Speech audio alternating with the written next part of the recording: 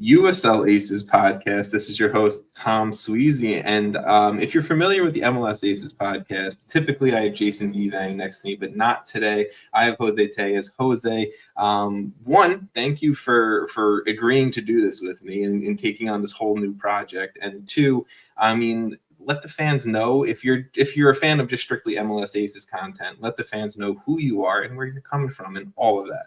Yeah, bro, absolutely. First off, man, Tom, thank you for inviting me to be a part of this show. I think this is definitely one of the more unique ones on my plate as a creator. I get a chance to talk about MLS a lot. I feel like I've been living and breathing Major League Soccer for quite some time, which is how you and I connected, right? MLS Aces and everything you guys are, you and Jason are doing over there. I love it. The format of the show, educational, informative. I think anybody who hasn't tuned in, obviously go check that out, especially if you're an MLS fan. I feel like there's more than a few of those new ones that have just adopted the league over the last 12 months. Yeah. But yeah, man, I definitely want to give you your flowers there. Thank you for bringing me on. And then, man, if I had any kind of introduction from my perspective, if you haven't seen my face on the internet before, let me give you that. Jose Tejas, I've appeared on shows like Wake Up MLS, like Yanks of the Round Table. I think most people know me as the Goals TV guy. I have a lot of friends who are content creators in the space, many of them American, some that live abroad, that cover many aspects of the global game. And, what I'm doing personally at Goals TV, Tom's a part of it as well, being a creator on that platform, just trying to create a home for soccer creators based here domestically in the States or in broader North America and give them a platform to really talk about this game and engage fans and a community that maybe they weren't able to tap into on some of these massive platforms like YouTube or Spotify or anywhere else. And we're hoping to really continue growing that over time.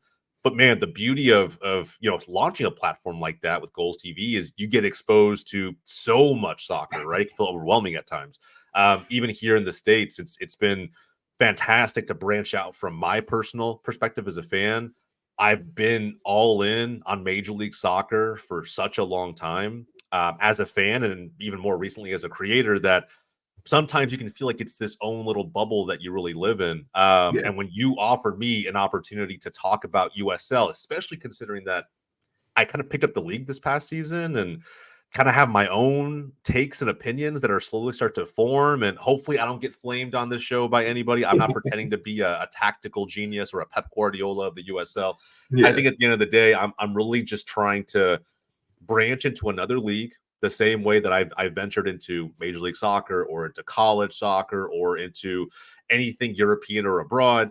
There's always a learning curve to it, but an opportunity like this doesn't come around, very often. An opportunity to jump onto a brand new show in a growing league like the USL Championship, even with the divisions underneath USL League 1 and League 2. There's so much that's happening there that I feel deserves, a bigger spotlight. And I'm happy to be part of a show that's doing just that. No, for sure. And look, you have been doing great things with Goals TV. And look, I'm not going to go back and forth patting each other on the back. You're doing a great job. The partnership that Goals TV also has with the USL, right? Like that's also a major part, I think, in us talking about this. And like you said, piquing your interest as well with the league. And with, I guess, the leagues multiple, right? Like all the leagues that they have with the women's divisions to the men's divisions, the more amateur leagues and everything like that. USL is one of the more fascinating things about American soccer that I don't think maybe just strictly the MLS fan or the high level American soccer fan always talks about or even realizes at points. It is independent clubs. There is no larger salary cap. There's no GAM, TAM, and everything else that these roster rules that, Major League Soccer makes themselves unique with, but it's more of a traditional, I would say, European-esque league. And there's a lot of great clubs doing a lot of great things, a lot of great player development, selling players to European league, selling players to Major League Soccer, and club and coaches getting opportunities to coach. And there's a lot of great things that I feel like need to be spotlighted and highlighted more. And that's no shot at any other USL podcast or USL YouTube channel or Goals TV channel or anything like that, right? This is just, I think, an opportunity for two guys who know the American soccer space, who love Major League Soccer, that is very blatantly obvious. So if you're an MLS hater, sorry about it. We're going to make comparisons. We're going to talk about it. But who also want to just give the shine and the love to a league that we see growing and we see can be a valuable part to the American soccer system overall. So I think that's what I want USL Aces to be. And if you've been a super long time follower of MLS Aces, you know this is the revamp, the reattempt at dropping the USL Aces podcast. I think I dropped like 9 episodes a few years back. So we're gonna call this, a brand new history for USL Aces for sure. Absolutely. So I think, in turning things back to you, Jose, what's one thing about I don't know, USL overall, we can strictly focus on the championship and whatever it may be that just has you excited from a fan's point of view of covering it and watching it every single week? Man, I think look, the coolest thing, I think at a broader level, right? It's probably the most exciting time to be getting into USL for a number of reasons, right? If you've been following this league, let's say, as recently as I'll only use, the frame of my context for this part of the conversation, but if you've been following pretty recently, right, there's been a ton of big news around the league that I think others are going to allow others to break into this league from a fan's perspective, the way that you and I are, Tom. I think the biggest news, right? I know from a let's say an awareness perspective, the league is going to be more accessible in the coming seasons than it's really ever been. The media deals that they have struck with CBS, with other big legacy media outlets out there, just the opportunity to get more of these matches on national television so that it is able to be consumed at a rate that is similar to a growing league like Major League Soccer is really what you want. You want the top flight of any one of these professional American leagues to get that recognition, to get their flowers. And I'm hoping that there is enough awareness, enough viewership, enough just buy-in all the way around to see that scale up. I think there's only obviously a specific percentage of those matches that are going to be available in the next few seasons. But I think it will continue to grow, and there's a ton to be excited about there. I think when it comes to individual storylines, I'm going to continue down this thread of the cross-pollination between USL and MLS, because I think that we will see more of it. I think the move that we saw from the USL Championship finalist in the Charleston Battery, Fidel Barajas, moving to Real Salt Lake, man, that happened last night and today. I had a whole different answer prepared for today's show, but I think for today, man, Barajas being 17 years old, someone who's also Mexican-American myself, seeing a U17 prospect pairing up with Diego Luna, I think it's going to be must-see television, in the Salt Lake area for those fans. But I think it will also validate how much talent really is in the championship, and at such a young level and age, right? I'm also kind of hoping that we see Luna maybe. I don't want to say pressure Barajas a little bit, right? But no senior caps for the gentleman. I would love to see some opportunity maybe for a dual nat, so to speak, to break into the U.S. youth national team or the senior national team. We'll see though, right? Those are all long-term prospects and hopes.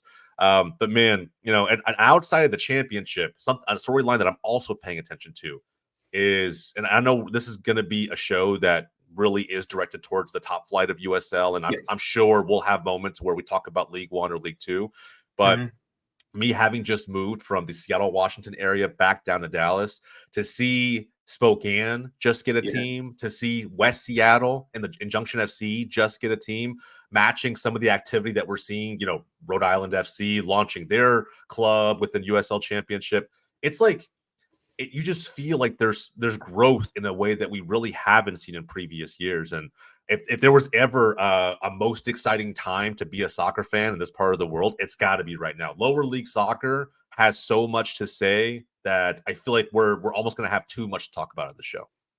I think for sure, right? I think there's going to be points where it's overarching storylines of a Fidel Barajas, right? Because one, I love the move. I always think USL Championship has been an overlooked market for MLS clubs. And I understand there's a lot of behind the scenes of it's technically more expensive at times to sign players from USL Championship to MLS and all that.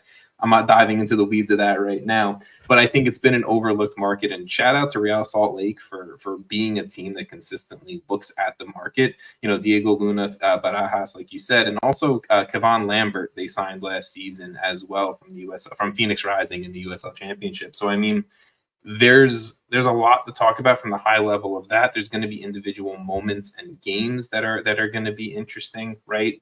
I mean, there's so many different ways that I want to dive into the USL Championship, and I think that's the point of this podcast. Is my brain can run 1,000 words a minute, talking about, am I thinking about Didier Drogba as the owner of Phoenix Rising? Am I thinking about Phoenix Rising and what they did last season? Charleston Battery selling 2 players to Major League Soccer this offseason. Yep. There's so much that I feel like we can talk about, and it's exciting stuff, and it's just adding and growing the US soccer market and the USL market overall. And then, I'm going to say the dirty 2 words in American soccer: promotion, relegation.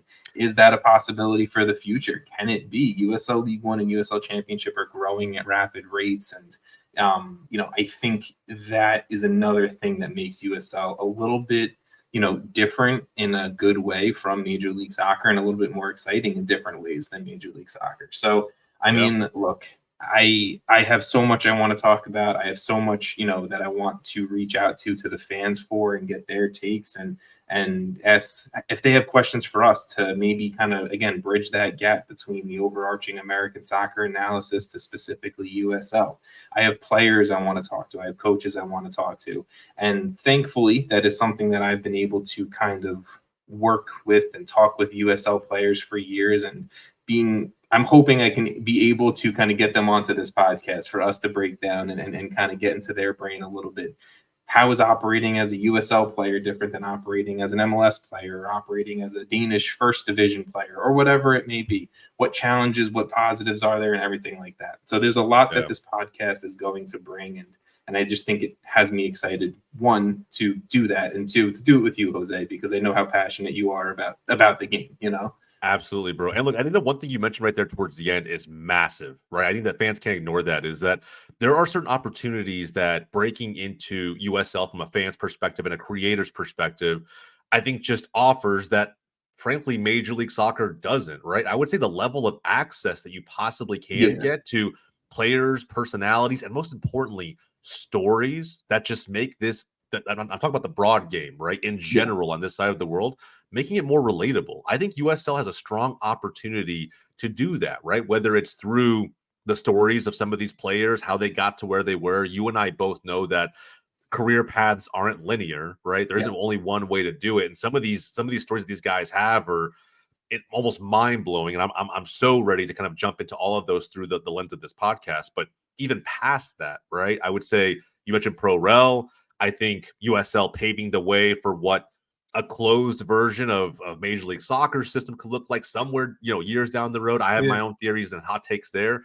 But I think that there's more in common between these 2 leagues than most people think or most people give credit for. Yes. I'm not saying that we're going to spend the majority of the time on this show diving into those similarities. Yes. I think that we're going to mention them. They're going to come up. And I think that it should be considered okay to make those comparisons, right? I think that hopefully we'll be lifting some of the barriers that have, indirectly existed between the 2 leagues, USL and Major League Soccer. I see a world one day where there's just going to be value from a player and a fan's perspective across both leagues. And there's going to be so much to be excited about in both ponds, so to speak, right? So, man, I think, I'm not going to come up here and really kind of pretend to, as passionate as I am, I can't think of how many professional leagues I watch on a weekly basis. And guys, keep in mind, my butt is glued to the couch most Saturdays and Sundays. But I think with USL, and what I'm most excited about is, of course, to learn, to constructively grow as a creator and as a fan, and have the fans hold me accountable. But I think more importantly, above all of this, right, would just be to connect with others who truly love the USL, who've been bought into this league far longer than you and I have, and really, grow with them, right? And by extension of all of this, if the league, or the leagues beneath it, right, League One and League Two, if they were to see, changes and just a different positive direction that stems from not just USL Aces, but other shows that have been in this market, right? Walking 90, the USL show, whatever it may be. There's so many fantastic creators to learn from in this space. I'm hoping that we're going to get a really cool chance to collaborate with them and so many others. I don't know, man. I'm excited just talking about it, but I think episodes 2 and beyond are Yes. really going to be our unique opportunity to dive in, get ready for this upcoming season. 2024 has a lot in store for both of us and the broader soccer community in general. No, for sure. And look, I think that's the perfect point to hit at it, right? Episode 2 and beyond, we're going to be diving into more actual storyline topics, not just introducing the show and introducing us. And, I think an introduction for both of us into a new world is probably, I mean, at least for me. And look, I'm very honest with people. I will openly, say things on camera that probably I should be like, shit, maybe we should have talked about that prior or whatever it may be. Yeah. But Yeah. I think it's going to be an introduction to us into a new world, into a new fan base, and I think that's also going to be fun for us as well, right? And I think to your point, this isn't going to be a show where we're defending MLS from USL fans constantly. That's not going to be the case. I think this is going to be just larger analysis from an overall point of view. I've touched on that, so I don't want to dive into that once again. But look, I've been a fan of this league since really, I'm going to say 2016-ish. Really, I'm going to say since like Louisville City started their dominance over the USL Championship, and Yep. They're a club that I have to give a ton of credit and kudos to, and I will over the course of this show. And I'm excited to do this. I'm excited for episode 2. And if you're watching this right now, if you're listening to this right now on whatever platform it is, let us know what you want us to talk about as well. Let us know, Tom, Jose, I want you guys to really dive into the coaches making the jump from the championship to MLS. Dive into more of the idea of promotion relegation, what that may realistically look like. Dive into this player move or whatever it is. We're open to the conversations that you guys want us to hear, because that also lets us kind of do a little bit of exploring with our own minds and our own thoughts as well. So, Jose, I'm going to leave it at this. Is there anything that you want to finish up the recording with, finish up the show with, by just kind of mentioning and letting the fans know, or me, or whatever, yourself know at this point? No, I think the biggest takeaway that I could just leave the audience with would be, guys, like if you're going to subscribe to this show, and I'm hoping that you do, I think it's going to, being able to engage with us as we continue to dive down these rabbit holes around the USL Championship, and by extension of that, just USL as a whole, hold us to a certain bar, right? To an extent, I think that what you're going to get with this is brutal honesty at times. You're going to get a true fan's perspective, even if it is somewhat of, I think Tom is much more seasoned with USL than I am from a fan standpoint.